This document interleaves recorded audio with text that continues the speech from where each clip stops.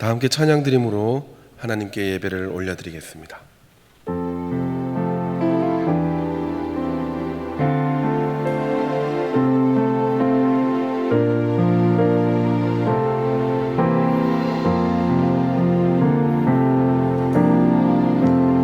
약할 때 강함 되시네 나의 보배가 되신 주 나의 모든 것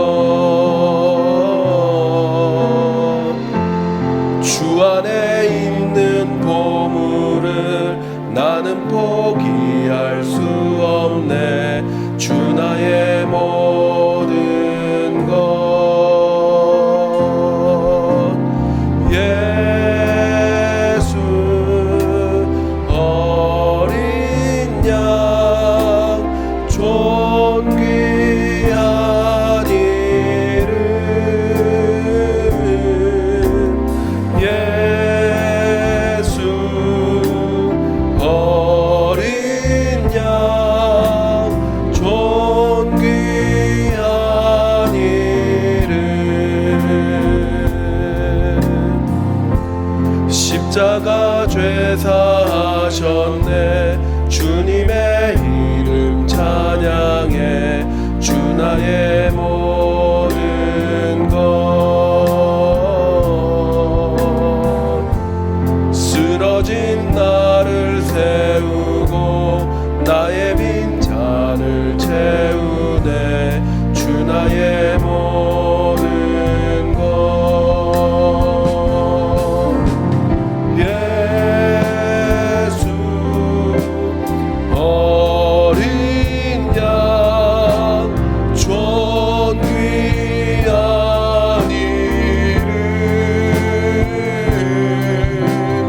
예수 어린 양 존귀한 이름 오늘 함께 은혜 받으실 하나님의 말씀은 히브리서 11장 8절에서 10절입니다. 우리 함께 읽도록 하겠습니다. 믿음으로 아브라함은 부르심을 받았을 때에 순종하여 장래 기업으로 받을 땅에 나갈새 갈 바를 알지 못하고 나갔으며 믿음으로 저가 외방에 있는 것 같이 약속하신 땅에 우거하여 동일한 약속을 유업으로 함께 받은 이삭과 야곱으로 더불어 장막에 거하였으니 이는 하나님의 경영하시고 지으실 터가 있는 성을 바랐음이니라. 아멘. 2003년에 여행을 좋아하던 한 일본 여성이 프랑스 파리로 여행을 갔습니다. 가서 여행을 하다가 극심한 스트레스로 인한 불면증 증상으로 병원에 입원을 하게 됩니다. 그런데 그 뒤에 그 프랑스 파리로 어학연수를 갔던 한 일본인 남학생이 동일한 증상으로 병원에 입원하는 일이 생깁니다. 그래서 한 일본의 심리학자가 조금씩 조사를 하기 시작했는데요.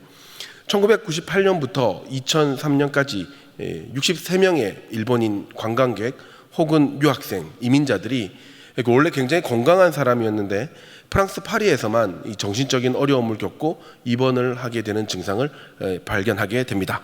그리고 이것을 파리 신드롬, 파리 증후군이라고 이름을 짓게 됩니다. 그 이유를 이제 살펴보니까 그 일본인들이 굉장히 정결하고 또 물론 사람마다 다르겠지만 대부분 이제 정결하고 깔끔하고 또 그렇지 않습니까? 그래서 그들은 그런 성격의 패션과 또 뭐 매너와 또 문화의 선두주자로 프랑스 파리를 굉장히 동경하고 있었다고 합니다. 근데 막상 파리에 와 보니까 이 거리는 생각보다 너무 지저분하고 이 사람들은 친절하지 않으며 여러 가지 실망스러운 모습을 많이 보게 된 겁니다. 그래서 기대와 계획대로 되지 않은 그 자신의 상상과는 달랐던 그 현실에 이 소위 정신줄을 놓게 되었고, 그래서 심한 멀미와 구토, 정신적인 불면증 등을 호소하며 입원하는 경우가 많아졌다고 합니다. 그것을 파리 신드롬, 파리 증후군이라고 이름한 거죠. 이들은 자기들의 생각에 오랫동안 간직했던 그런 멋진 환상과 그 계획에 일치하지 않는 그 현실과의 큰 괴리감을 느끼고 주저앉게 된 것입니다. 저는 이것과 유사하게 요즘 그 자기 인생 증후군을 겪는 사람이 많다고 봅니다. 내가 짜고 계획했던 각본대로 흘러가지 않는 내 인생을 보며 계획과 현실과 너무 큰 차이가 나는 괴리감을 느끼고 주저앉고 마는 거죠. 자식 교육에 힘들어하는 사람들, 내 아이가 이럴 줄은 몰랐어요. 연애에 실패한 청년들, 그 사람이 그럴 줄은 몰랐어요. 취업과 결혼에 어려움을 겪는 사람들, 시험에 떨어진 사람들, 직장 생활에 어려움을 겪는 사람들, 특히나 요즘은 코로나로 인한 예상치 못한 비난과 오해에 직면한 우리 그리스도인들, 모두가 한 번도 계획하지 않았던 우리 인생의 모습이지요. 주눅들지는 않으십니까? 힘드시지는 않으십니까? 성경은 오늘 그런 우리에게 아브라함의 인생을 보여주기를 원합니다. 어쩌면 아브라함은 자기 나름대로의 인생의 증후군을 겪고 있었을지도 모릅니다. 우리가 생각나는 대로 아브라함이 쭉 살면서 고생했던 것을 한번 떠올려 보면 만만치 않은 인생을 살았습니다. 아브라함은 참 고생을 많이 한 것 같습니다. 아들을 하나님께 바치려는 무시무시한 시험에도 직면해야 했고, 조카 롯과 땅 문제로 생이별을 해야 했으며, 아내 사라가 너무 예뻐서 왕에게 볼모로 아내를 바칠 뻔도 했습니다. 전쟁을 수도 없이 해야 했었고, 자녀 문제로 여자들이 싸우는 바람에 가족 간의 생이별도 감내해야 했습니다.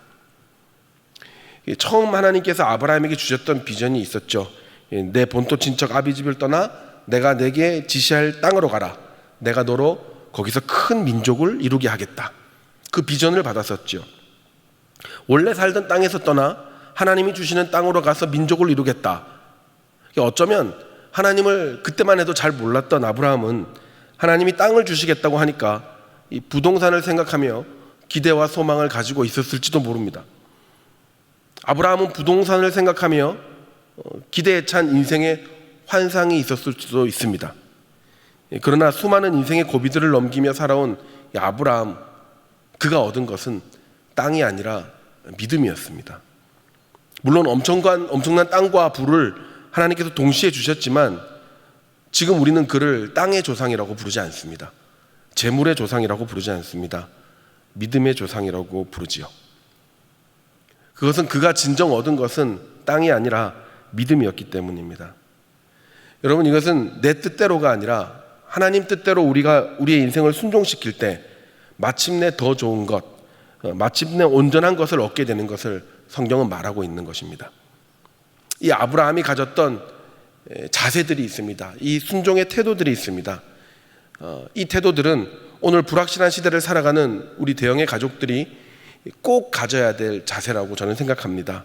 오늘 이 아브라함의 태도를 꼭 마음에 새기셨으면 좋겠습니다. 첫 번째, 아브라함은 순종의 자세를 지켰습니다.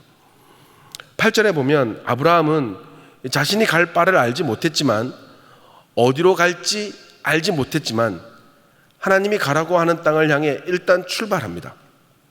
지금 당장은 이해할 수가 없고 심정적으로 다 받아들일 수도 없겠지만 아브라함은 하나님의 말씀에 순종했기에 지금의 아브라함이 될 수 있었습니다. 여러분, 요즘 많은 의심과 반목과 또 우리를 불안하게 하고 시험 들게 하는 세상의 소리들이 많이 있을 줄 압니다. 많이 들리고 많이 보이지요. 우리는 지혜로워야 하며 분별해야 하며 똑똑해야 하지만 여러분, 진짜 중요한 것은 모든 상황 속에서 하나님께 순종함으로 신앙 손해를 보지 않는 것입니다. 우리 성도들을 진짜 사랑하며 보호하려고 하는 하나님의 말씀과 또 그 말씀을 전하는 교회의 지도에 순종하셨으면 좋겠습니다. 여러분, 귀를 기울여야 할 곳에 귀를 기울이십시오. 진심으로 여러분의 인생을 보호하려고 하는 하나님의 소리에 귀를 기울이시기 바랍니다. 우리가 순종해야 될 것은 진짜 내 인생을 잘되게 하시려는 하나님의 말씀인 줄 믿습니다. 두 번째, 아브라함은 순종의 자세를 자녀들에게 가르쳤습니다. 공유했습니다.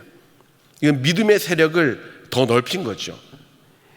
9절에 그는 같은 약속을 물려받은 이삭과 야곱과 함께 천막을 치며 장막을 치며 나그네와 같은 삶을 살았다라고 나옵니다. 사람이 그렇습니다. 인생을 살면서 자기가 어느 정도 고생하는 것은 참을만 합니다. 내가 결정한 일이니까요. 근데 진짜 가슴이 아픈 건 나 때문에 가족이 고생하는 거, 그게 진짜 가슴 아픈 거 아니겠습니까? 가족이 뭔 죄겠습니까? 그런데 아브라함은 순종의 자세를 이 본으로 자녀들에게 가르치며 본인이 하나님에 대해서 가졌던 그 관점과 그 비전들을 공유합니다. 9절 본문 앞에 우리가 다 본문 앞에 나오는 그 단어에 힘을 실어서 집중해서 읽으면 아브라함은 믿음으로 그렇게 했습니다. 지금 현실로 이루어진 건 아무것도 없지만 믿음으로 그렇게 했습니다. 이 믿음으로 그렇게 했다라고 할 때 믿음으로 하는 말은 그는 믿었기 때문에 그렇게 했습니다 라는 말입니다. 그는 믿었기 때문에 그렇게 했습니다. 하나님을 향한 확고한 믿음이 있었기 때문에 가족들이 고생을 조금 하더라도 그 비전과 하나님을 향한 순례의 길을 공유했던 겁니다. 마침내 복 주시고 더 큰 은혜 주시며 온전케 하시고 완전케 하실 하나님을 믿었기 때문에 가족과 함께 고생할 수 있었던 겁니다. 사랑하는 여러분, 혼란스러울수록 믿음의 세력을 키우시기 바랍니다. 가족과 함께 또 친구와 함께 교우들과 함께 하나님의 시각과 비전을 공유하시고 또 공감하시고 함께 하셔서 흔들림 없는 믿음을 가지는 여러분 되시기를 축복합니다. 마지막 세 번째, 아브라함은 마침내 좋게 하실 하나님의 복을 바라보았습니다. 10절에 마침내 아브라함은 하나님으로부터 주어질 그 성을 바라보며 기대했다고 합니다. 이 성은 아브라함이 마침내 살아야 될 도시, 하나님이 직접 건축하신 도시를 이야기합니다. 천국이겠죠. 그래서 아브라함은 지금의 불안한 현재를 버틸 수 있었던 겁니다. 여러분, 우리가 불안한 것은 미래에 대한 확실한 보증이 없기 때문입니다. 우리가 건강하다는 보증이 없고 우리가 온전하고 완전하여진다는 보증이 없기 때문에 그래서 우리가 불안한 겁니다. 그러나 아브라함은 확실한 하나님의 약속을 믿음으로 보증받았습니다. 아브라함은 그 믿음의 보증을 가지고 현재가 아니라 믿음으로 미래에 준비된, 나의 인생에 준비된 하나님의 복을 바라보며 오늘을 살아낸 것입니다. 사랑하는 여러분, 우리도 믿음의 보증을 받기를 원합니다. 다 같이 히브리서 11장 1절 읽도록 하겠습니다. 믿음은 바라는 것들의 실상이요 보지 못하는 증거니. 아멘. 이 말씀이 오늘을 살아가는 여러분들의 삶의 보증수표가 되기를 축복합니다. 그 어떤 것보다 하나님을 믿는 믿음으로 여러분의 인생이 보증되는 것을 기억하시고 신실하신 하나님 바라보며 오늘을 감내하시길 주의 이름으로 축원합니다. 말씀을 마무리하겠습니다. 여러분, 코로나 블루라는 말이 있습니다. 코로나로 인해 불안과 초조함이 커지면서 우울증 증세가 나타나는 사람들이 요즘 많이 있다고 합니다. 왜 그런가 봤더니 언제 이 시대가 끝날지 모르기 때문이라고 합니다. 이 답답하고 불안한 상황이 언제 끝날지 기약이 없기 때문에 오늘을 버텨낼 힘이 점점 없어지기 때문이라고 합니다. 여러분, 믿음의 사람은 평상시에는 세상 사람과 별 차이 없는 것처럼 보이지만 위기 상황일 때에 세상 사람들과 확실히 다릅니다. 불안할수록 확실한 하나님을 붙드시길 축복합니다. 이럴 때일수록 더욱 순종하시고 가족과 함께 비전을 공유함으로 믿음의 세력을 키우시고 하나님의 약속을 믿음으로 마침내 내 인생을 좋게 하실 하나님의 그 신실하심을 바라보며 하나님의 보증수표 되시는 여러분의 인생 되시기를 예수님의 이름으로 축복합니다. 우리 이 시간 함께 기도하겠습니다. 다 같이 기도하시겠습니다. 우리 앞에 있는 기도문을 읽고 합심으로 기도하겠습니다. 하나님 아버지, 시대가 많이 어지럽습니다. 누구의 잘잘못을 따지기 전에, 비판과 비난을 하기 전에 얼마나 하나님을 향한 신뢰와 믿음이 있는지 점검하게 하여 주시옵소서. 갈 바를 알지 못했던 아브라함처럼 우리에게 비록 인생의 앞길은 보이지 않으나 하나님은 명확히 보이게 하셔서 하나님 믿고 따라가는 우리들이 되게 하여 주옵소서. 믿음의 가정 되게 하시고 교회가 더욱 강건케 하여 주시며 나라가 속히 회복되게 하여 주옵소서. 모든 것이 온전케 되게 하여 주옵소서. 회복시켜 주시옵소서. 우리 함께 기도하겠습니다. 하나님 아버지, 이 시간 우리의 교회와 또 우리의 인생을 놓고 이 어지러운 인생 가운데 하나님의 긍휼하심을 구하며 기도합니다. 하나님, 비난과 원망과 불평과 비판을 그치고 하나님의 긍휼하심을 구하는 저희들 되게 하여 주시옵소서. 하나님, 우리 인생에 얼마나 하나님을 향한 신뢰와 믿음이 있습니까? 하나님, 우리 마음을 지켜 주시옵소서. 갈 바를 알지 못했으나 하나님의 말씀에 순종했던 아브라함처럼 우리의 인생이 순종되게 하여 주시고, 하나님을 믿음으로, 하나님을 신뢰함으로 우리 인생의 앞길은 보이지 않으나 하나님은 명확히 보이는 삶이 되게 하여 주셔서 하나님께서 보증하시는 인생이 되게 하여 주시옵소서. 우리의 가정에 더욱더 비전의 가정이 되게 하여 주시고, 우리 교회를 강건케 하여 주시며, 이 나라의 위기로부터 이 나라를 하나님 지켜 주시옵소서. 온전케 되게 하여 주시고 회복시켜 주시옵소서. 하나님 아버지, 감사합니다.